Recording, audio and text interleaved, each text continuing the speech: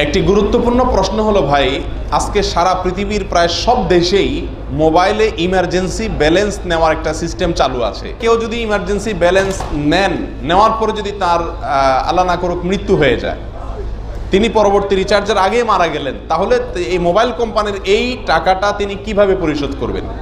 প্রশ্নটা কি বুঝতে পেরেছেন? এই যে প্রশ্নটা, এই প্রশ্নের উত্তর হলো, দেখুন, একজন মুমিন সবসময় মৃত্যুর জন্য প্রস্তুত থাকবে। যত রকম পাওনা দেনা আছে এগুলোর বিষয়ে নিকটজনদেরকে মোটামুটি জানিয়ে রাখবে।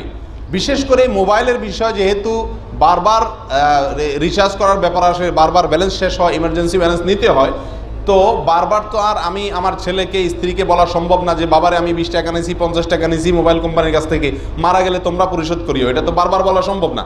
এই জন্য কমনভাবে একবার আমরা বলে রাখতে পারি আমাদের নিকটজনদেরকে যে দেখো, আমি কিন্তু মোবাইল ইমার্জেন্সি ব্যালেন্স নিয়ে থাকি প্রায় সময়। আল্লাহ না করুক আমার কখনো মৃত্যু হলে তোমরা রিচার্জ করে অন্তত চেক করবা যে তাদের কোনো পাওনা আছে কিনা। রিচার্জ করলে তো অটোমেটিক তারা সেটা কেটে নিবে।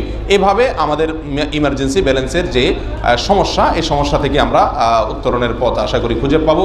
আল্লাহ সুবহানাহু ওয়া তাআলা আমাদের সকলকে মৃত্যুর আগেই আমাদের সকল দেনা পাওনাগুলো পরিশোধ করে যাবার তৌফিক দান করুন। এমন না হয় আমার মৃত্যু হয়ে গেছে অথচ আমার কাছ থেকে কেউ পাবে, হয়তো সামান্য কিছু আপনি হিসাব করছেন 5-10 টাকা, 20 টাকা, 50 টাকা, কিন্তু কিয়ামতের ময়দানে কেউ 1 টাকা নয়, 8 আনা পয়সাও কেউ কাউকে ছাড়বে না।